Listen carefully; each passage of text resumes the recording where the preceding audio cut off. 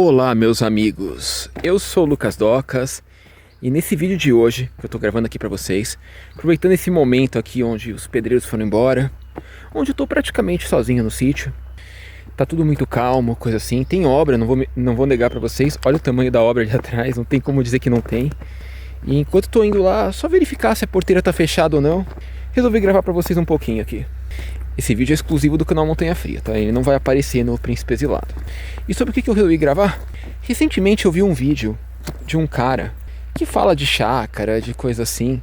E esse vídeo me chamou muita atenção, porque ele falou algumas coisas coerentes, mas falou algumas bobagens grandes também. E assim, novamente, eu não tô falando nem quem é a pessoa, porque meu intuito não é arrumar briga com ninguém, ou tentar mostrar, viu, como esse cara tá errado, eu tô certo. Não é isso. O meu intuito é puramente tentar, sei lá, se foi feita alguma visão equivocada nisso aí, tentar trazer um pouco de realidade e de contexto para as coisas, para ficar algo melhor, assim, uma informação melhor.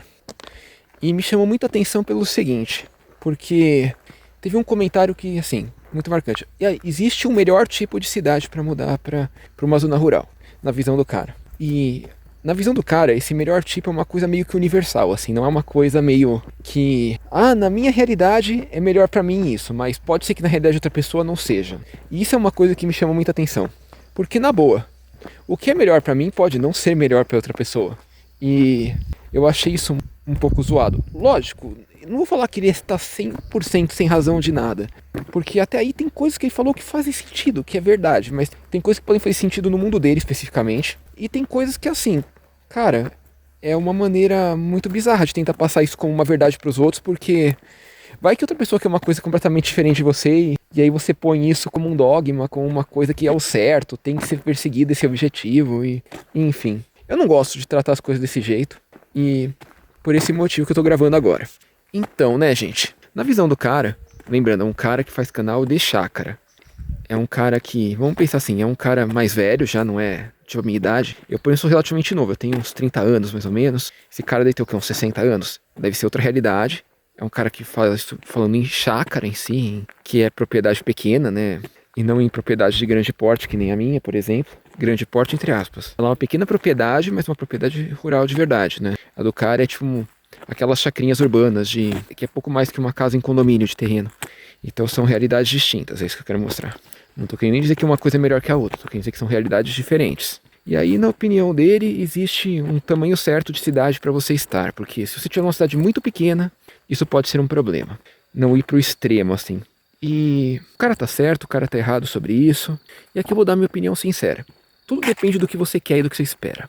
Porque se eu falar que ir para uma cidade pequena é algo ruim, eu estaria mentindo. Tem cidades pequenas que são muito legais. Porém, lógico, cidade pequena é cidade pequena. Cidade um pouquinho maior é cidade um pouco maior. Eu mesmo não moro numa cidade pequena. Para falar a verdade, se parar pra pensar, eu moro numa cidade que tem mais de 50 mil habitantes, deve ter uns 70 mil mais ou menos de população. Embora esteja na zona rural dela, uns 21, 22 quilômetros do centro e uns 14 da borda da área urbana, coisa assim.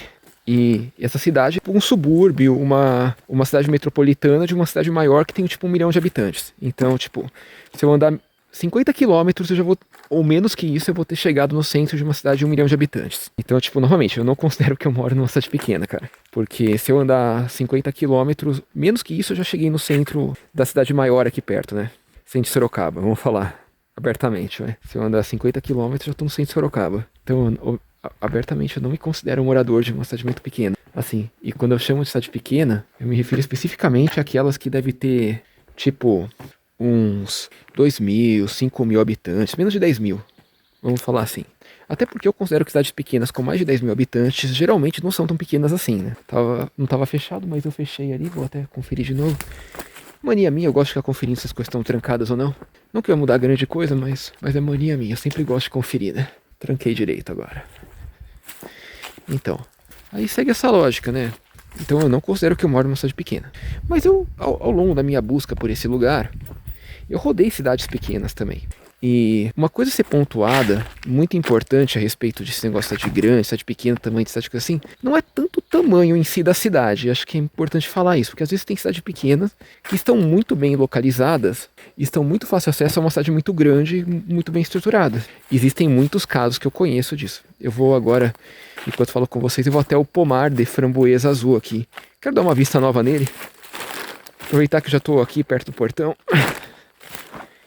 Tem uma pilhazinha de lenha secando de árvores que caíram aí, árvores secas, que a gente faz uma poda de vez em quando para ir tirando as que estão secas e deixando outras crescerem no lugar ou coisa assim. Eu diria que tem muito mais a ver a coisa com uma localização do que com propriamente cidade pequena ou não.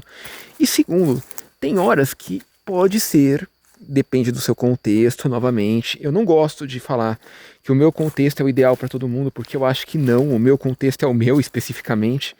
O de cada um é de cada um. Tem gente que vai ser parecido com o meu, tem gente que não vai. O tamanho da framboesa azul, da planta de framboesa azul. Nem parece que foi plantada há poucos meses atrás, né? Olha o tamanho das outras aqui. Ó, dando flor, dando fruta já.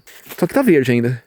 E aqui é um ambiente meio capoeira, meio bosqueado, né? Meio potreiro. A framboesa é justamente plantada nisso aqui porque o ambiente favorece ela, né? A framboesa azul não é que nem a rosa que precisa de sol direto. Olha aqui a framboesa azul. Olha, mais framboesa azul. Tem bastante delas crescendo, né? A realidade de cada um é a realidade de cada um. Não faz sentido. Então, por exemplo, tem coisas que eu vou falar que talvez seja realmente melhor você estar num lugar menor, mais afastado e mais distante dos grandes centros. Tem coisas que não. Mas existe uma lógica para saber se essa coisa é ou não é melhor. Não é uma coisa assim também sem lógica, só o achismo e o sentimento de cada um. Não é só isso, cara. Por exemplo, eu não gosto de falar desse jeito porque é importante ter algumas métricas para dizer coisas pra gente, porque se a gente não consegue traduzir algo em números, nós teremos problemas. A gente pode se enganar com coisas que não podem ser traduzidas em números. Voltando a responder aqui, gente, sim, tem coisas que podem ser melhores em cidades menores. Tem coisas que podem ser melhores em cidades maiores. E outra coisa importante levar em consideração, não leva o município que você está em consideração em si, propriamente, mas sim a macro-região que você está, a mesorregião, o que tem a 1 hora de você. O que tem a meia hora de você. E por aí vai. Porque quando você começa a pensar muito no município tem isso. Olha, eu já conheci município que nele não tinha porcaria nenhuma, mas que você andava, sei lá, menos de meia hora. Tinha coisa pra caramba. Andava 1 hora, meia hora. Olha o meu caso, por exemplo. Eu estou a mais de 20 quilômetros do centro daqui. Do centro do município local. E a pouco menos de 50 quilômetros do centro de Sorocaba. Então o fato de eu estar, tipo, sei lá, eu ando 20 quilômetros ao centro. Aí eu ando mais 30 pra chegar no centro de Sorocaba. Sei lá, mais ou menos isso. Você percebe que uma coisa muda de figura quando você começa a comparar os números assim? É tipo, sei lá, você tá numa cidadezinha pequena, mas sei lá, tá perto de Campinas.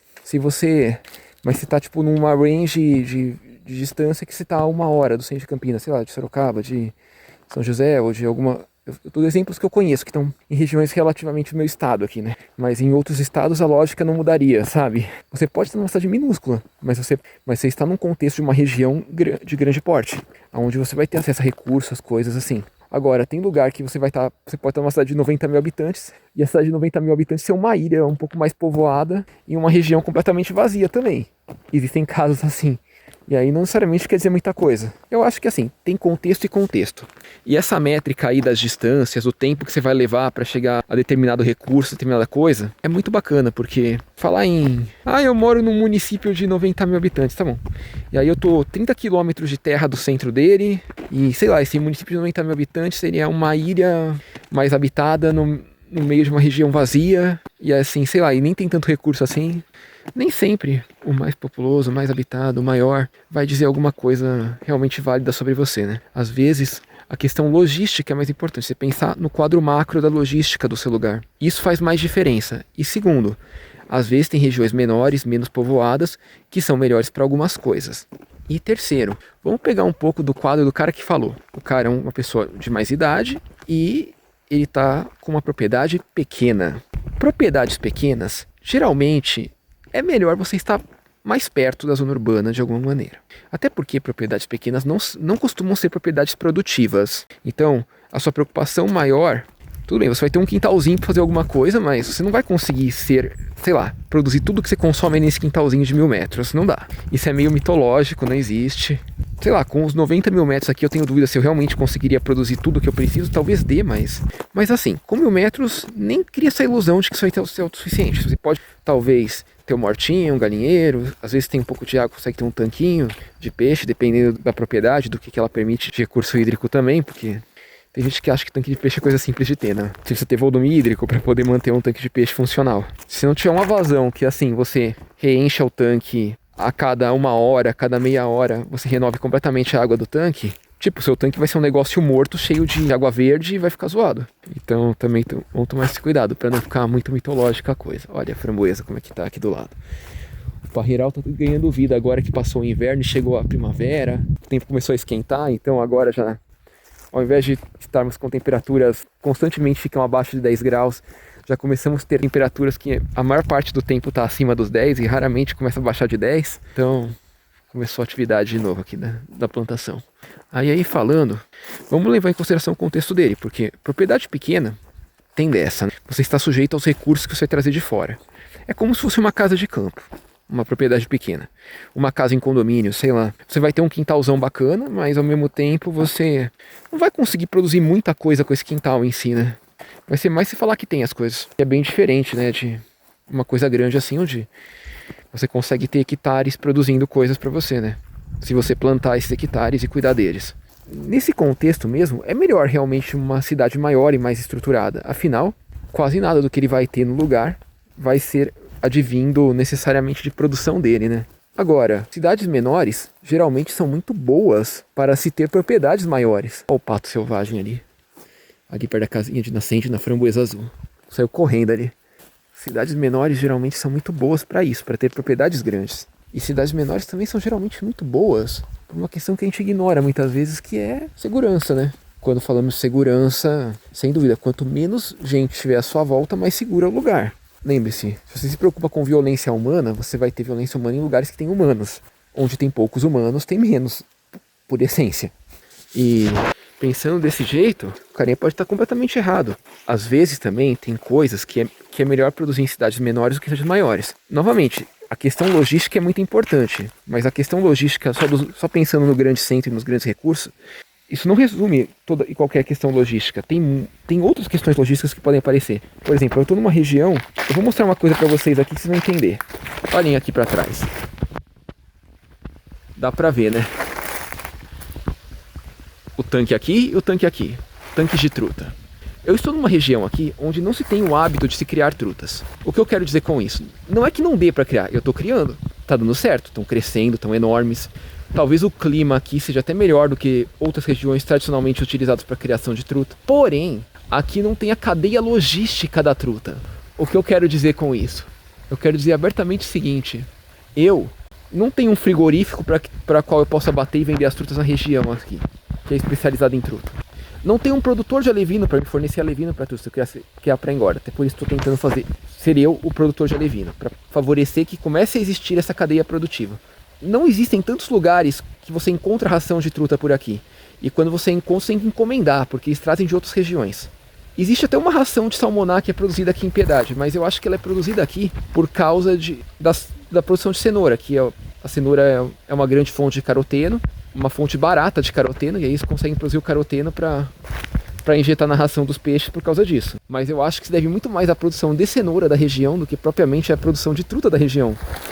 Porque além de mim produzir truta, eu conheço acho que 2 pessoas que já produziram, mas que no momento não estão produzindo. E eu soube, no lugar que eu comprei a ração, que tem mais uma pessoa que começou a produzir recentemente.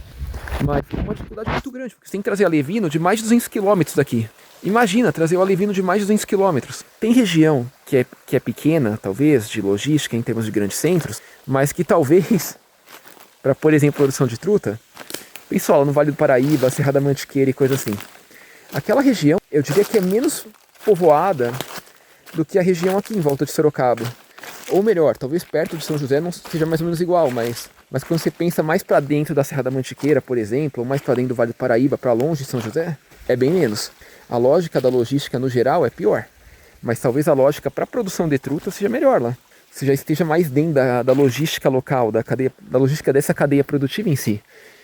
Não pensando apenas na logística sua de vida. Então, tem lugares que é melhor pensando isso.